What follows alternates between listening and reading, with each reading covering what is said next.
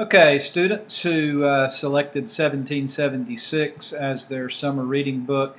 I haven't done this before, but decided to do a few episodes of review to help you out as you prepare for your summer reading test. And of course, here's the book, 1776 by David McCullough. And obviously, when you record something on a computer camera, it shows it up backwards. So sorry about that, but there is David McCullough, the author of the book that you wrote. And McCullough, he's probably about 79 or 80 years old now, quite a renowned historian, has been around for quite a long time. He wrote his first book back in 1968 on the Jonestown flood. He's written a book called Morning on Horseback, which deals with the early life of President Theodore Roosevelt. And then actually to have a couple of copies of some of the books that he's written. I enjoy his books. This is one called The Great Bridge, which was on the building of the Brooklyn Bridge. You can see that, of course, backwards, but you can see it. He wrote one on the building of the Panama Canal entitled The Path Between the Seas. He's written a small book called Brave Companions, which I happen to have a copy of here. And then he's written two bios on U.S. presidents, and he won Pulitzer Prizes for both of those in history, kind of the highest award that an author can get in his category. And here's the one that he wrote. You can see that quite a tome there on President Truman, which won a Pulitzer Prize. And then not too many years ago, he wrote a bio on our second president, John Adams, which also won a Pulitzer Prize. And in the midst of his research on the book on John Adams, he got interested in writing a book on 1776, and that, of course, is the book that you have here. What I want to do in this first episode is to kind of give you an overview of the book itself and then a summary of Chapter 1. Chapter 1 is the shortest of the 7 chapters. Just a quick overview of the book itself. If you were to take a look at the table of contents, you should be able to see this very quickly, but there's 3 parts to this book. One is entitled The Siege, which deals with the fighting that took place in Boston, Massachusetts. And then you have the second part of the book entitled Fateful Summer, which deals with the Battle of New York, which the Americans and Washington's army actually lost. Kind of a devastating loss, as a matter of fact. And then the third section of the book, the third part of the book, called The Long Retreat, deals with the retreat after the loss in the Battle of New York, and then Patriot victories at Trenton and Princeton, New Jersey, as Washington kind of rallies the troops there. Chapter 1, which I'll give you a brief overview here, is entitled Sovereign Duty. That chapter, again, the shortest of the 7 chapters, deals primarily with the King of England. The King of England before and during the American Revolution was George III. And what you need to understand about George III is that a lot of historians in the past have kind of viewed George III as very dim-witted, that he was kind of slow, kind of stupid, perhaps even mentally ill. The madness of King George III is the way that it's been described before.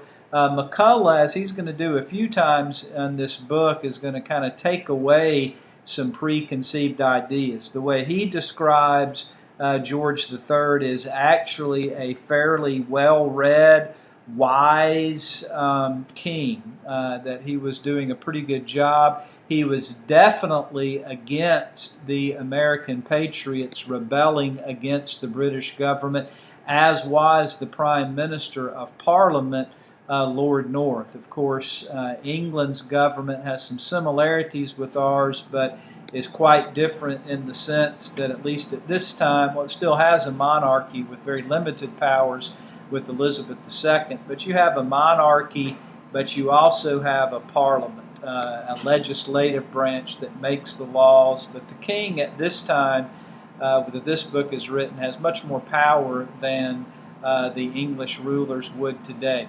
George III in Chapter 1 is traveling to Parliament. It talks about his entourage and all of that.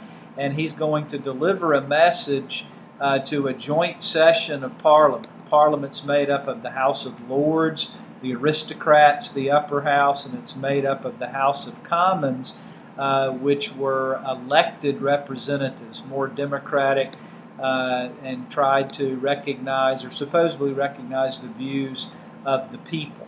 McCullough describes it this way, that in London there was opposition to the king and therefore opposition to him wanting to intensify the war against the patriots in the New World. But yet outside of London, the king had a lot of support, and so did his decision to continue fighting against the American patriots. So he goes and he delivers this message to Congress, which basically states that he wants Parliament to view the American patriots in open and outward rebellion.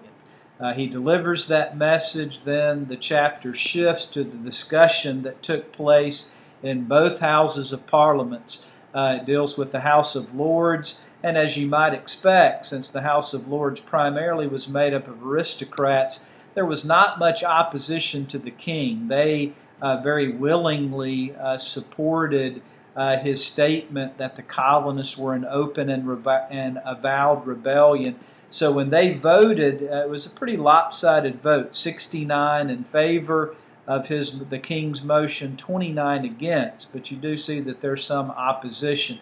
Now, the debate that took place in the House of Commons, a more democratically representative group of people that represented, again, the more common people of the country, the debate was a little bit more rigorous, and the king had a lot of support there, but there was some vocal opposition. Don't worry about the details of some of those names. It mentioned a number of different people that spoke against the king. John Acland was one. The Lord Mayor of London was very much against the king wanting to continue the fight against the rebels. His name was John Wilkes, I believe. The book does mention two men of pretty significance later on down the road in history, and Edmund Burke in the House of Commons was against the king's idea of wanting to escalate the rebellion. Edmund Burke was going to continue to be in opposition to the king and will be a major force which will ultimately get England to end that war. So he often spoke out against the rebellion. But he's kind of a minority at this point. A lot of support for the king. Another person that was mentioned in the House of Commons who actually just sat back and watched and supported the king was a guy by the name of Edward Gibbon, a pretty famous historian in his own right, who many years ago, back in the late 1700s, wrote a very famous book on the decline and fall of the Roman Empire. But when the House of Commons voted, they too supported the king's proclamation that the colonists were in open and avowed rebellion. That vote in the House of Commons was 278 to 108.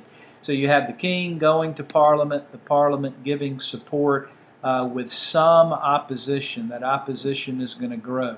One other thing that I think is worth mentioning from chapter 1 is it mentions that a battle had already taken place outside of Boston, or in Boston, called the Battle of Bunker Hill, which was a British victory, but the British had faced significant casualties and loss of life in that battle. And that is going to color the way British generals deal with the American army and how they fight that war.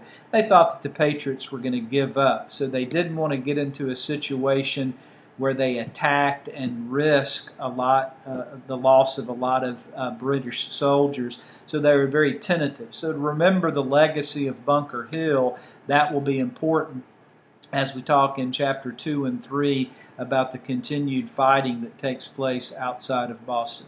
So there you have what I hope is a good summary of chapter 1, and in future episodes we'll deal with each consecutive chapter.